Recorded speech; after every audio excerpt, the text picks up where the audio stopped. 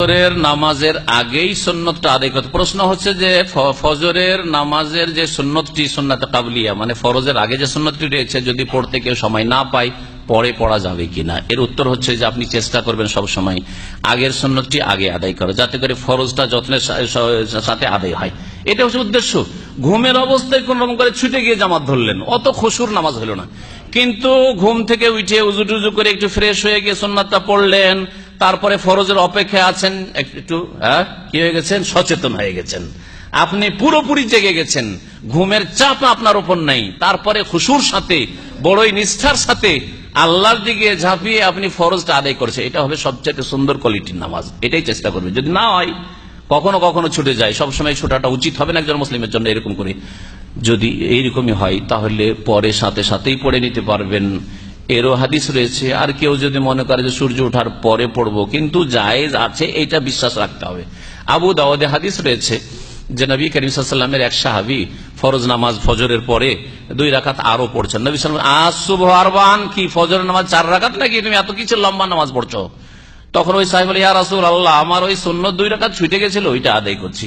ফাসাকাতা রাসূলুল্লাহ সাল্লাল্লাহু আলাইহি ওয়াসাল্লাম, রাসূলুল্লাহ সাল্লাল্লাহু আলাইহি ওয়াসাল্লাম নীরব হয়ে গেলেন, মানে স্বীকৃতি দান করলেন, অসুবিধা নেই। তাহলে বোঝা গেল যে জায়েজ আছে।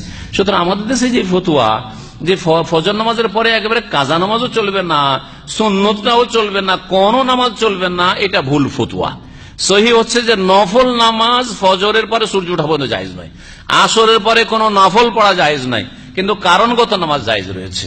যেমন মসজিদে ঢুকলেন, বসবেন, তাহিয়াতুল মসজিদ, কারণ তাহিয়াতুল মসজিদ পড়তে পারবেন আপনি।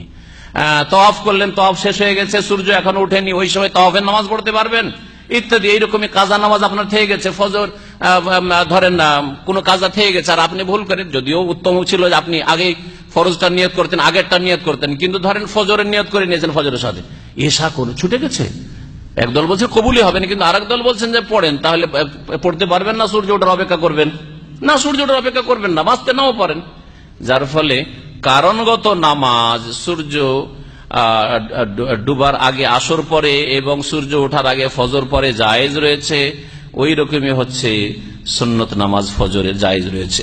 একামত হওয়ার পরে যে সুন্নত পড়তে থাকে ইন্ডিয়ান, পাকিস্তানি আর বাংলাদেশি ভাইরা, এই সৌদি আরব মসজিদে দেখা যায়, এটা জায়েজ নয়, এটা গুনহার কাজ এবং এটা বিচ্ছিন্নতা, আর এটা হাদিস বিরোধী কাজ। নবী সাল্লাল্লাহু আলাইহি ওয়াসাল্লাম বলেছেন, যাকিমাতি সালাত ফালা সালাতা ইল্লাল মাকতুবা, যখন নামাজের একামত হয়ে যায়, ফরজ নামাজের একামত হয়, তখন ফরজ নামাজ ছাড়া অন্য কোনো নামাজ জায়েজ নয়।